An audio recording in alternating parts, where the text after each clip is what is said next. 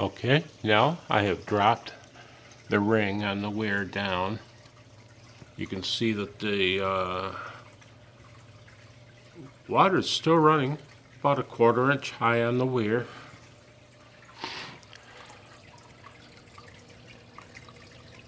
Again, the weir's skimming as well as it can with 170 gallons an hour. Water depth, you can't tell in this camera. It's way down there. So it appears to be under control, and it is. Look how you can tell that the water level dropped between the high setting and the low setting on the weir. And I've marked where 170 gallons an hour is. I'm going to pause this, and I'm going to disable that pump and start the 430 gallon an hour pump. Okay, the 130 gallon an hour pump's plugged in.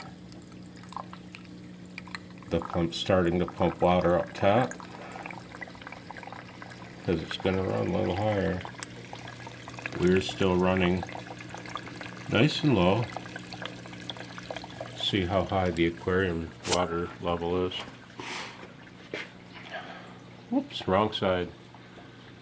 It's running right at the mark I put on there with the 430 gallon an hour pump. So you can see the difference in the running height between 170 gallons an hour and 430 is almost nothing. Just like with the weir set to run deep, same thing.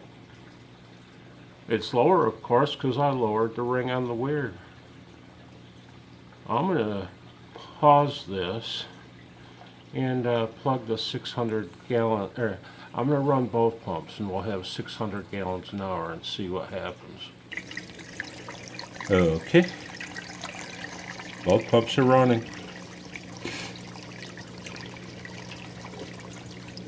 Looks like the overflow's caught up. Water level down about a 1/2 inch, which is how I like to run that weir. It's perfect. I don't know if you can see from the front, but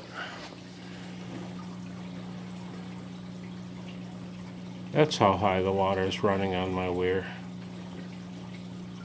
Let's look at the level of the aquarium water. I almost fell down. Well, it's not that high right now. It was higher before. But still, you can tell it'll creep up there. I guarantee you that. Take a few minutes, but it will.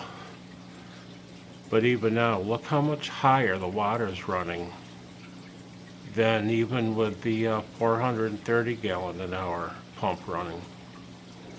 It took an unusually large, it made an unusually large increase, and it's still going up. You can see creeping up on that line there. Why? Because it seems those overflows are not, it's not a linear function like that. It reaches a knee in the curve of flow versus aquarium water height, which means head equates to head pressure. Well, it hits a knee in the curve, and that dot is where I'm running at 600 gallons an hour. You start increasing flow beyond that, and it's going to height of the running height of the aquarium is going to just start taking right off. I bet you add 200 gallons an hour to that, and the running height of the tank will be higher than the rim, and it'll start overflowing. And this is with a 1 1/4 inch Durso overflow. I propose that that weir has completely lost control of the running height of the aquarium. Well, it's obvious it has. It's no longer controlling, because that weir will control with a 1/4 inch height of water on it. Not now, it's not. The water level, boy, is it hard to tell with this one. The water level is running higher now, 3/4 of the way up those slots, if not more. And I propose that that weir has completely lost control, and you can remove the weir completely, and that water level will not change. try running at a higher flow rate without the weir in there.